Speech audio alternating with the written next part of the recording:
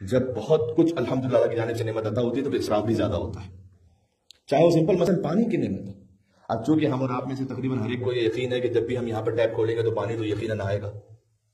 تو اب یہ کہ وہ وضو بھی کر رہے ہیں تو اتنا کہ جس میں 2-4 مرتبہ شاید غسل ہو جائے اور وہ پانی بہے جا رہا ہے، کیونکہ پانی کی نعمت. دیکھیں آج سے فرض کیجیے 2022 میں ہماری گفتگو ہو رہی ہے، آپ آ جائیے 2022 جس میں سے ہم سب کو یقین ہے کہ کوئی بھی نہیں ہوگا دنیا میں.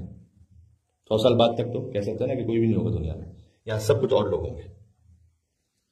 تو کیا ان کا حق نہیں کہ اللہ سبحانہ و تعالیٰ کی نعمتوں سے استفادہ کرے جو اللہ نے عطا فرمائی؟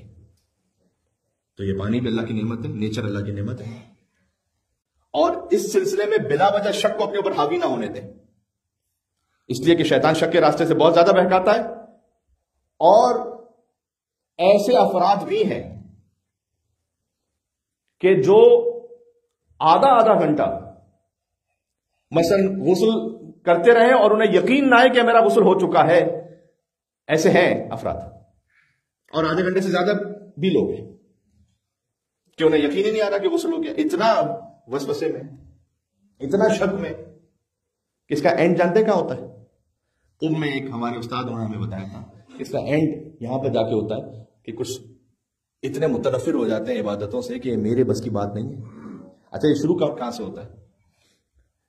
اب ویسے حضور مکرم نے تو اس کے لیے 3 کلو پانی بتلایا تھا غسل کے لیے، جو میں یہاں پہ تو آپ سے یہ نہیں کہہ سکتا، اس لیے کہ مشکل ہے واقعی آج کے شاور کے اور ماڈرن دور میں تو ذرا مشکل ہے. لیکن میں آپ سے اتنی ریکویسٹ کر سکتا ہوں کہ 4 سے 5 منٹ کے اندر یہ غسل پورا ہو جانا چاہیے. اگرچہ کہ شاید اس میں بھی کسی حد تک پانی کو زیادہ بہ جائے، لیکن پھر بھی کہیں نہ کہیں چونکہ آج کل کا سسٹم یہ ہے کہ بالکل یوتھ کو آپ کو کوئی لمٹ دینی پڑتی ہے ایسی کہ جس میں ان کے ذہن میں رہے گا چلے 4 سے 5 منٹ ہمیں غسل ختم کرنا ہے. یہ بات شروع ہوتی ہے 5 منٹ سے 10 منٹ، پھر وہاں سے 20 منٹ، وہاں سے آدھا گھنٹہ، وہاں سے پونا گھنٹہ، 1 گھنٹہ، یہاں تک کہ پھر آخر میں دین سے متنفر کہ میرے بس کی بات نہیں ہے، یہ سب عبادتیں وغیرہ چھوڑو، اور آخر میں یہ کہ پتہ نہیں اللہ کا بھی وجود ہے کہ نہیں.